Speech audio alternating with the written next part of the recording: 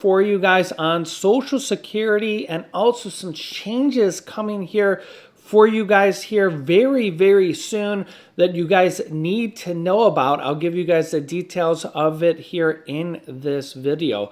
I'll also let you hear it from a Social Security expert on something that we need to know about for Social Security that is going to affect pretty much everybody here in the United States here. So we're going to go over all this here in this video. And well, some of this has to do with the government shutdown, and there's a lot of details that you need to know that has just come out. So let's jump right in. We're going to go over it here right now in this video. We're live right now here on the YouTube It's Jimmy Show.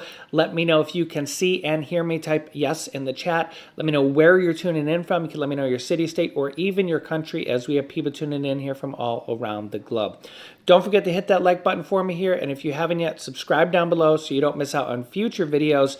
I will keep you up to date. Take a look here.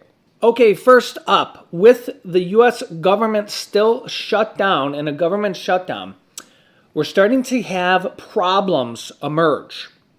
Significant problems like this. The U.S. government will shut down, or the U.S. government shutdown will delay Social Security 2026 COLA announcement, will delay the Social Security raise.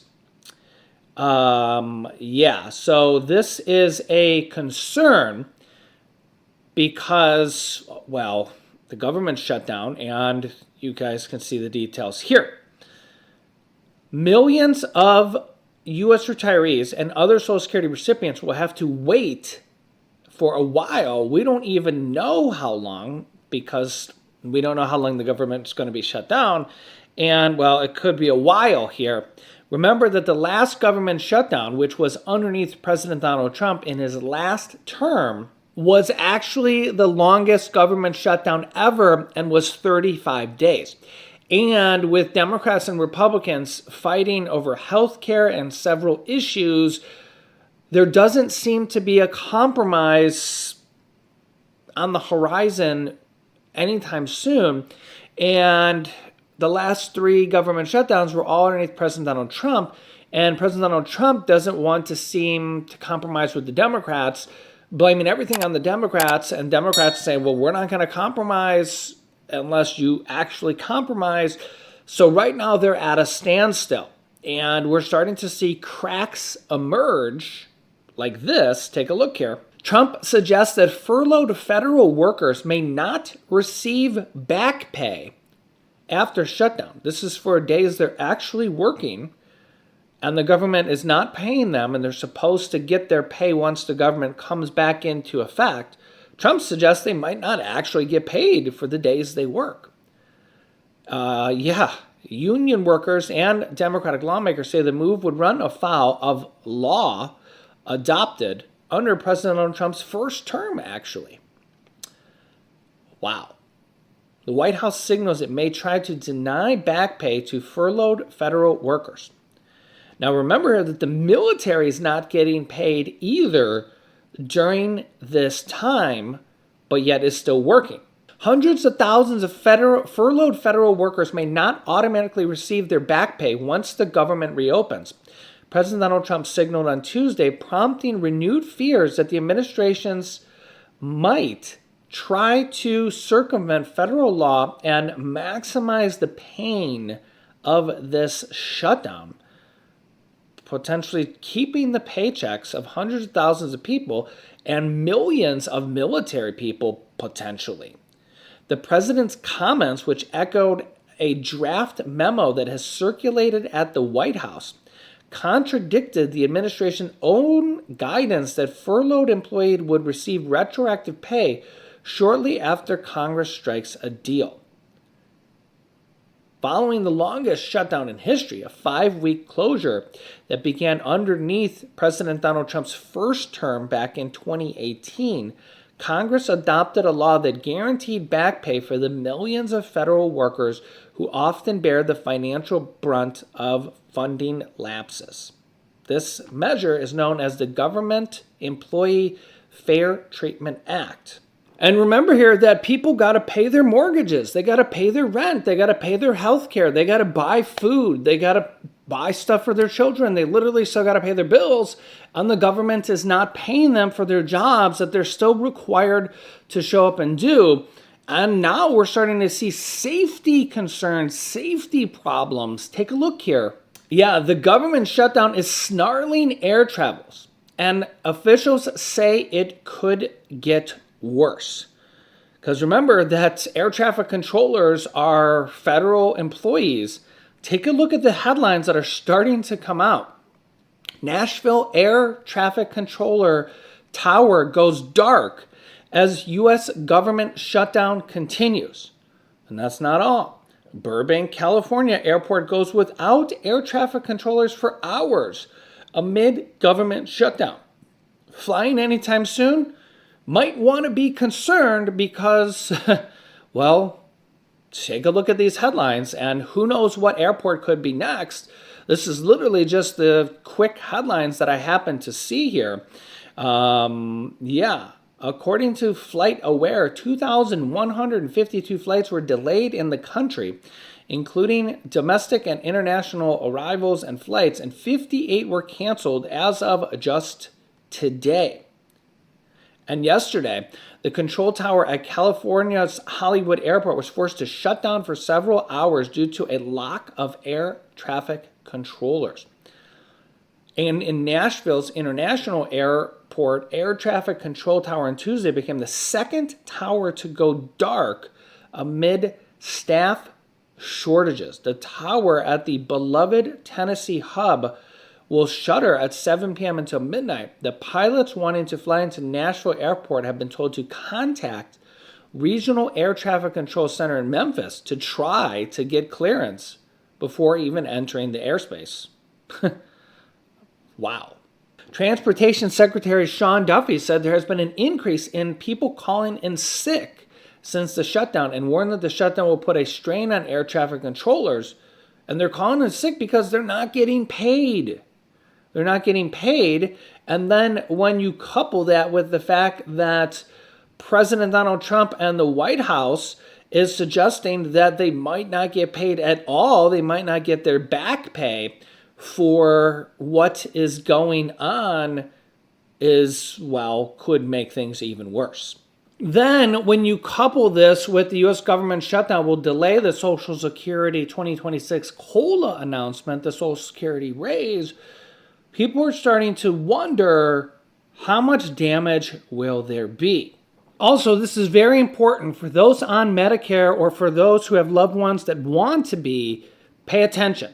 The annual open enrollment period goes from October 15th only until December 7th. If you have Medicare, this is the time to choose your new 2026 plan that works best for you. There has been a lot of Medicare changes recently, and most Medicare plans change, and many just go away entirely. Luckily, my trusted partner, Chapter Medicare, makes comparing every Medicare and Medicare Advantage option easy. They're honest, unbiased, and can review your plan and get you the best one in under 20 minutes. If you're on the right plan for your needs, they'll tell you, and if you're not, they'll help you switch. And by doing this, they've saved people on average around $1,100, which is amazing. They've helped hundreds of people from my community find better plans, and they can help you too. So call this phone number on the screen, 833-700-1320, or click the pinned comment down below in the comment section to connect with Chapter and find the plan that's best for you.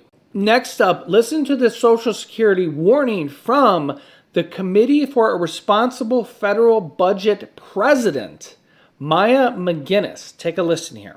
We are speaking with the Democrats, and some very good things could happen with respect to health care. I will say this, just hang in there, because I think a lot of good things are going to happen. That's all I can say. I mean, I think a lot of good things could happen, and that could also pertain to health care.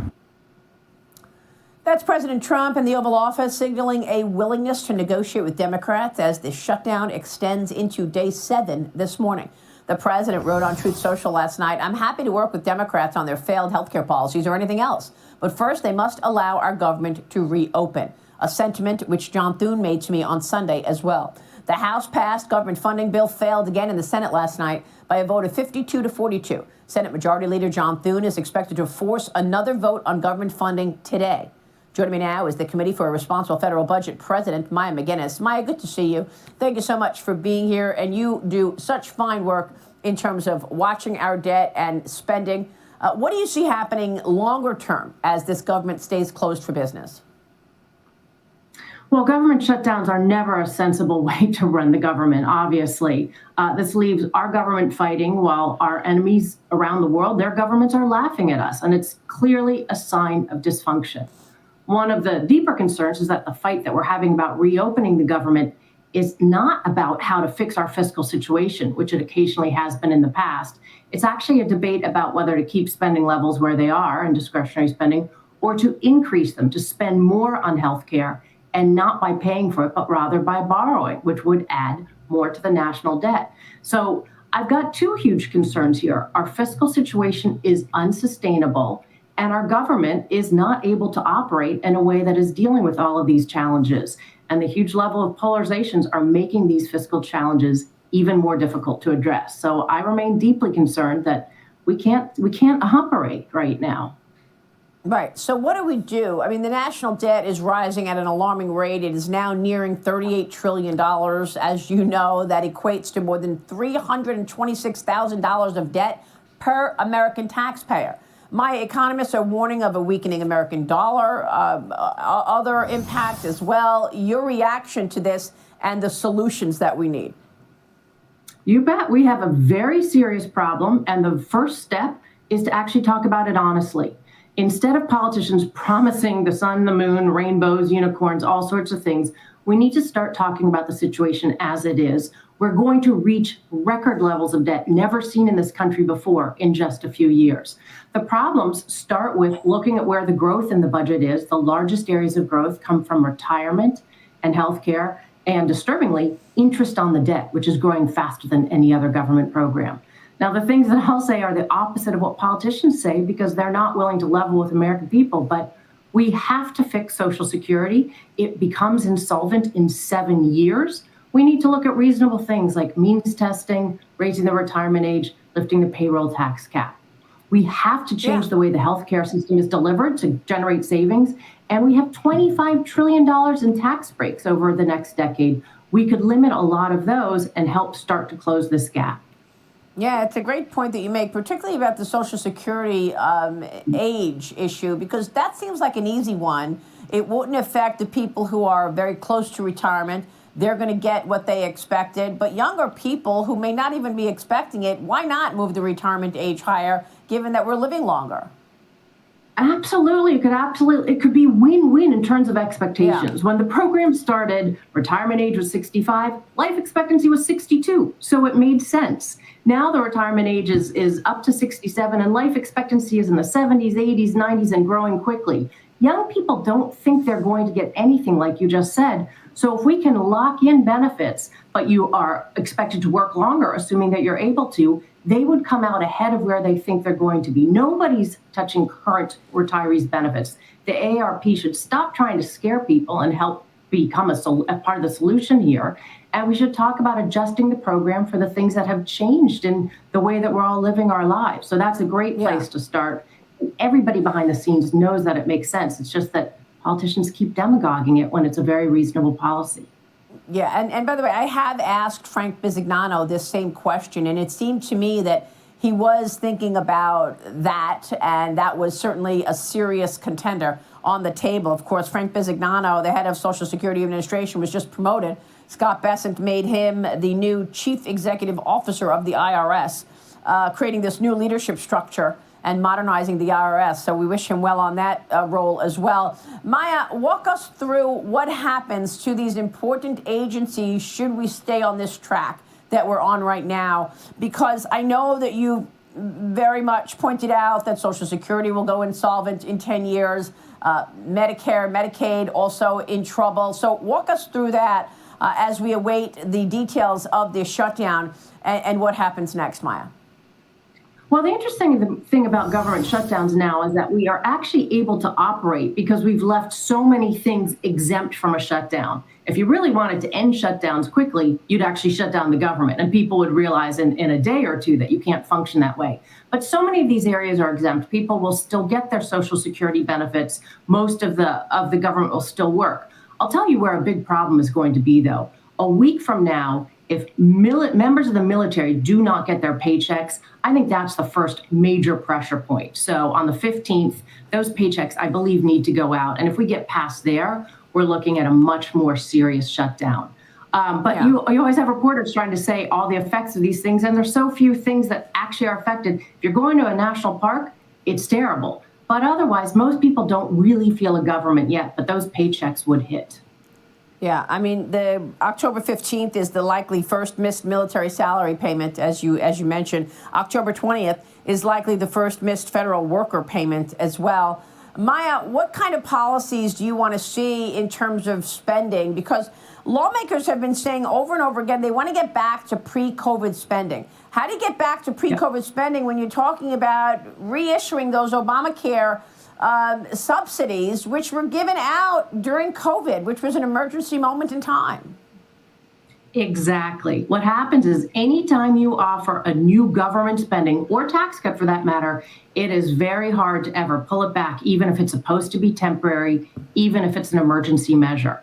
The first thing we should do is the government spending that we're looking at extending to fund the government for the new fiscal year. We should go back to having spending caps. We did for the past 2 years. They were very helpful, and they've expired. We should extend spending caps as part of however we open the government and fund it for the next fiscal year. The second thing is we have to start talking about how to generate structural savings in our healthcare and our retirement programs. And if all we do is talk about how to give away more money, these programs will become more entrenched. The sense that you shouldn't have to pay for things will become entrenched. Our debt will continue to explode. And as you alluded to before, the dollar's already there's a real risk to the dollar. And this role that we've had as the reserve currency is an incredible benefit to the U.S. We would be so silly and harm inflicting if we squander that right now, which we're on the way to by creating all this uncertainty and all this irresponsibility. Yeah, so you heard them talking about potentially raising the retirement age again, with Social Security going potentially insolvent in 7 years or even less. And you heard her say that, well, when Social Security initially came out, the age was 65 and the life expectancy was only 62. Think about that for a second. They force you to put money into Social Security. They literally take your money out of your paycheck. So they take your money, they force you to take money out of your paycheck and invest in Social Security, which is great because a lot of people, it's like 50% of Americans don't save anything going into retirement. But then the problem is that the life expectancy used to be you would die before you got Social Security. And now they're going to potentially have to raise Social Security age again, or raise taxes on Social Security, or invest Social Security money in the stock market, which is actually a pretty good idea because historically it has better returns. I think year to date, the S&P 500 is around 13%, and for the last year, it's like 17% or somewhere around there. It's way higher than the treasuries that they have invested in for Social Security. And if the money just stays in there through the ups and downs, it's going to return a lot more because, the government's not going to panic and sell every time, there's a little up and down. And that could be a way to gain more money over time. But if Congress just keeps waiting and waiting and waiting, and Social Security trust fund goes lower and lower and lower as it is every single month, and they make a change like a year before or something like that, there's going to be almost no money left in the trust fund. They should have made changes years ago. Because the problem is every month, every year, there's less and less money in the Social Security Trust Fund, so they have less to work with. So if they want to do some investment changes into the Social Security Trust Fund to have it grow more, you can't wait until there's just a few dollars left in the trust fund. And if it runs dry, they're talking about a 20% or 23% cut like that or something to checks, which would mean people would literally get less money in their checks because Congress does nothing year after year after year after year. And as I said, they cannot wait until the last moment. It's not like they have 7 years to do a change because then there'll be no money left. So I'll keep you up to date here with all this stuff going on here. If you haven't yet, subscribe down below. Click the bell icon so you get notifications when we go live. Help me reach 500,000 subscribers. And share this video. Share this video on social media or share this video with other people that need to hear this information. Click this video here to see the Pentagon telling people to prepare for war. Or click here to see information about Trump's $2,000 new stimulus checks.